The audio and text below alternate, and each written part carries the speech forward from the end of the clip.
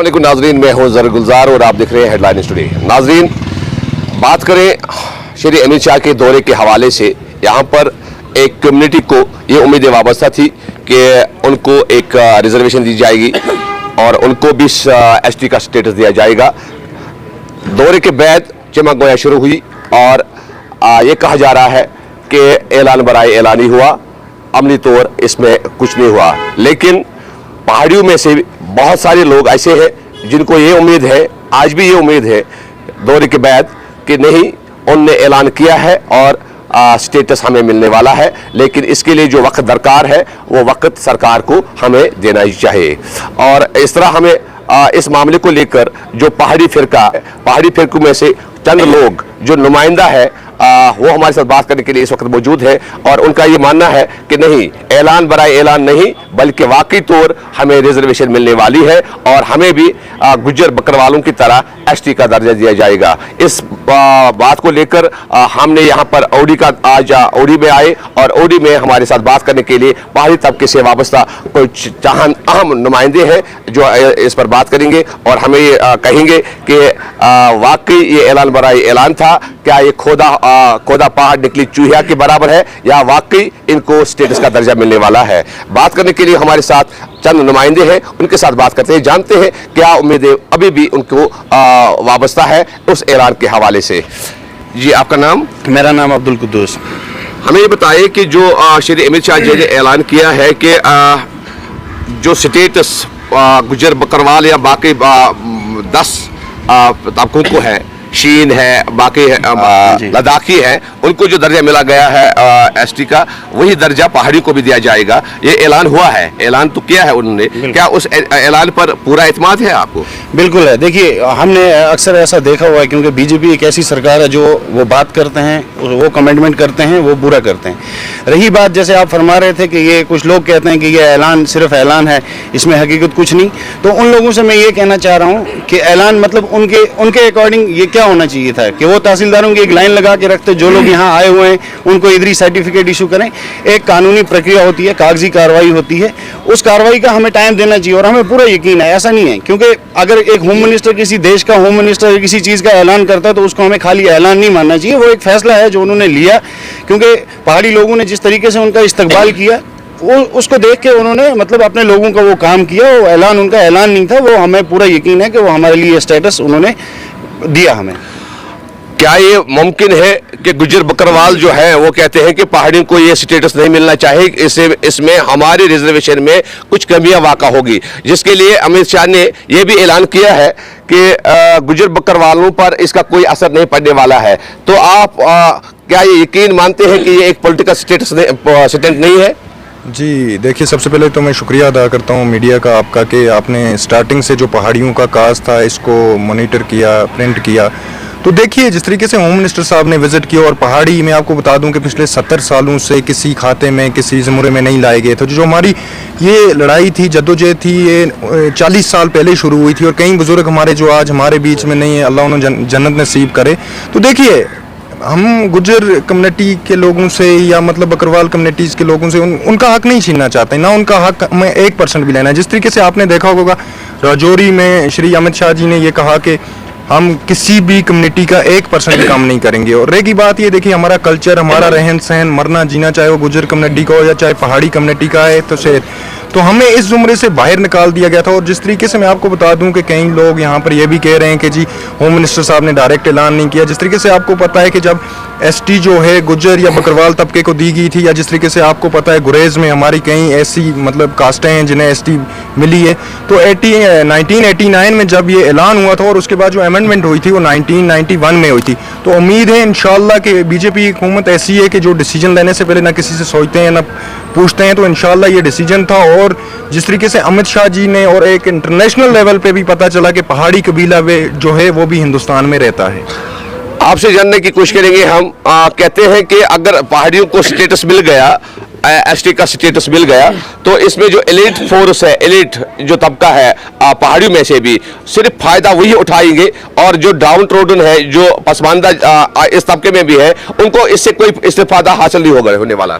मैं सबसे पहले गुलजार साहब को बहुत ज़्यादा शुक्रगुजार हूँ। आपने जो ये सवाल किया बहुत ही अच्छा सवाल है, और मेन मकसद है आपने जैसे बोला कि जो पसमानदा तबका है उसको इसका फ़ायदा नहीं होगा, सबसे फ़ायदा उन्हीं को होगा, सबसे ज़्यादा फ़ायदा, क्योंकि जो अच्छे लोग हैं, मतलब रॉयल हैं या उनके पास रिचेज, उनके पास सोर्सेस हैं, उनके बच्चे जो बड़े बड़े स्कूलों में पढ़ते हैं, लेकिन जो पसमानदा तबका है उनके बच्चे जो हैं गवर्नमेंट स्कूल में पढ़ते हैं और उनकी परसेंटेज उतनी अच्छी नहीं होती है।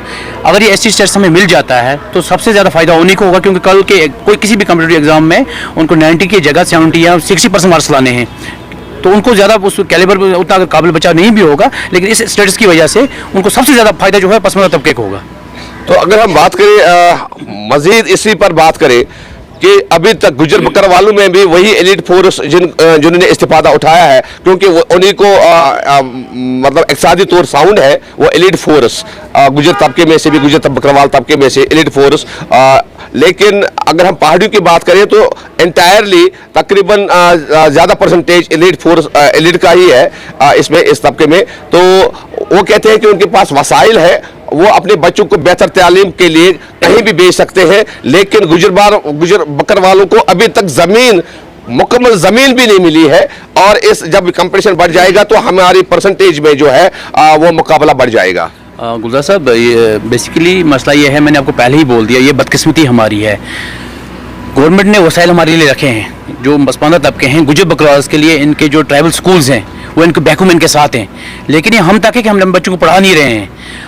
गवर्नमेंट ने फैसिलिटीज़ रखी हैं, हमें इस चीज़ का फ़ायदा उठाना चाहिए। जो भी पसमानदा तबका है, चाहे पहाड़ियों से या गुजर से, मैं उनसे गुजारिश करूंगा, गवर्नमेंट ने फैसिलिटीज़ रखी हुई हैं, इस चीज़ का फ़ायदा उठाएं और अपने बच्चों को पढ़ाएं, ताकि हम भी कंपटीशन कर सकें अच्छे वेल कैपेबल लोगों के साथ या जो रॉयल पर्सनैलिटीज उनके साथ। लेकिन बदकिस्मती हमारे पास है, क्योंकि हम बच्चों को पढ़ा नहीं रहे हैं। गवर्नमेंट ने वसाइल रखे हुए हैं, बैकूम में स्कूल हैं, उनके ट्राइबल जो स्कूल हैं उनके साथ साथ स्कूल हैं, उनके टीचर रखे हुए हैं, स्कूल रखे हुए हैं। बदकिस्मती है कि हम उस चीज़ का इस्तेमाल नहीं कर पा रहे हैं। आपसे जानने की कोशिश करेंगे, जैसे गुजर बकरवाल अभी भी कहते हैं कि स्टेटस तो मिला हुआ हमें, लेकिन अभी तक हमारी जो ज़मीन है, ज़मीन नहीं दी जा रही है रहने के लिए। मकानात नहीं हमारे पास, कोठे नहीं हमारे पास, जहाँ पर ज़मीन पर हम माइग्रेशन करते हैं, वो ज़मीन भी अब उसके कागजात भी अभी तक नहीं दिए गए हैं। और लेकिन दूसरे शोबों में गुजर बकरवाल जब मुकाबले में आएंगे, पहाड़ियों के मुकाबले में आएंगे, तो वो थोड़ा बहुत पीछे हो जाएंगे, ये उनका शक है। जी देखिए गुलजार साहब, जिस तरीके से आपने कहा गुजर कम्युनिटी की बात करें या हम पहाड़ी कम्युनिटी की बात करें, आप उड़ी को ले लें, दूर दराज में अपने गांव की बात करूं, मेरे गांव में 40% एसटी पॉपुलेशन है और 60% पहाड़ी पॉपुलेशन, तो हमारा रहन सहन, कल्चर, ज़मीनें सब कुछ सेम है।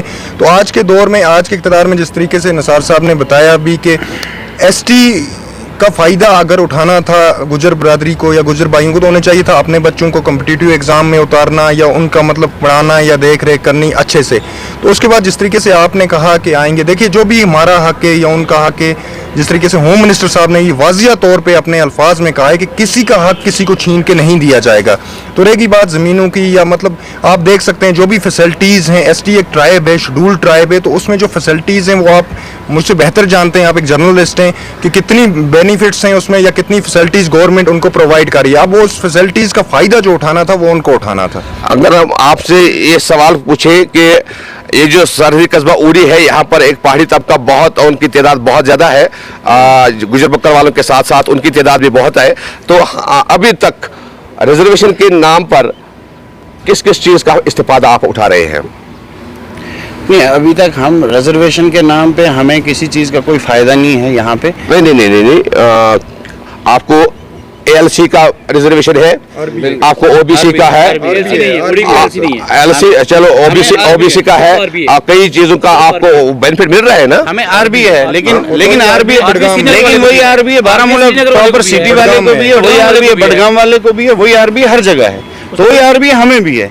उसमें देखिए, एक हम बारामूला वाले के साथ हम या हमारे बच्चे नहीं कर सकते उनके साथ मुकाबला, क्योंकि वहाँ फैसिलिटीज हैं। हमारे पास यहाँ स्कूल के नाम पे तो यहाँ अगर गवर्नमेंट किसी टीचर को अपॉइंट करती है, वो टीचर ड्यूटी आने से भी डरता है, क्योंकि ये पहाड़ी एरिया, पहाड़ी लोग हैं, वो यहाँ कोई टीचर भी ड्यूटी नहीं देते हैं। तो हमारे बच्चे कहाँ बारामूला और बडगाम वालों के साथ आप कंपेयर कर रहे हैं, वो तो बहुत दूर की बात है। उनके साथ हम कैसे, उनके पास कोचिंग फैसिलिटीज़ हैं, उनके पास स्कूल्स हैं, बड़े बड़े स्कूल्स हैं, उनके पास हज़ारों फैसिलिटीज़ हैं।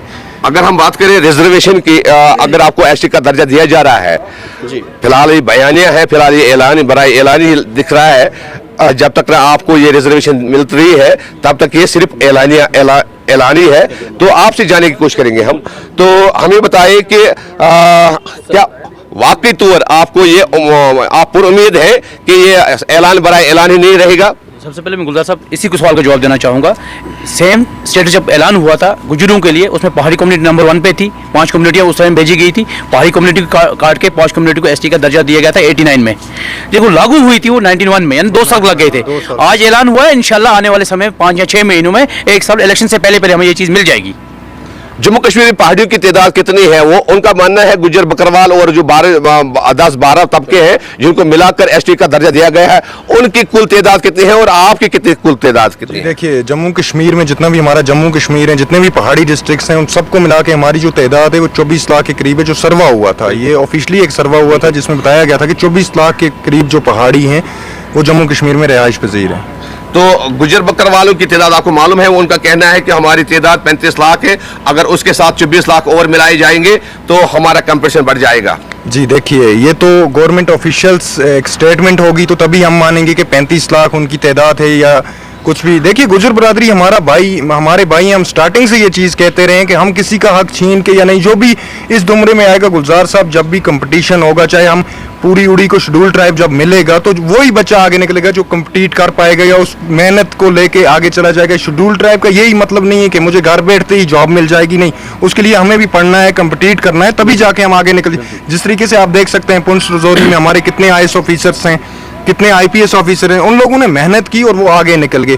तो हमने जब ग्राउंड पे मेहनत करनी है, फिर हम उस जुमरे में आ सकते हैं कि शेड्यूल ट्राइब का हमें कितना बेनिफिट्स है और उस चीज़ को हम उस चीज़ का फ़ायदा उठा सकते हैं। और के लोग इस चीज़ को किसके सर बांधना चाहेंगे, इसका सहरा के सर बांधना चाहेंगे? जी देखिए गुलजार साहब, ये सवाल जो है बहुत ही प्यारा है, क्योंकि इसमें वो बुजुर्ग भी हैं जो इस दुनिया से चले गए हैं, वो भाई भी हमारे जिनने FIR खाए, वो लोग भी हैं जो आज मौजूद हैं, पुंछ हो, रजौरी हो, उड़ी हो, सबकी मेहनत है। ये किसी एक को नहीं देना चाहेंगे हम, और खासकर किसी पॉलिटिकल पार्टी को नहीं देना चाहेंगे। ये लोगों की मेहनत है और लोगों की मेहनत का नतीजा है, और नौजवानों की मेहनत का नतीजा है कि हमें ये चीज़ मिलेगी।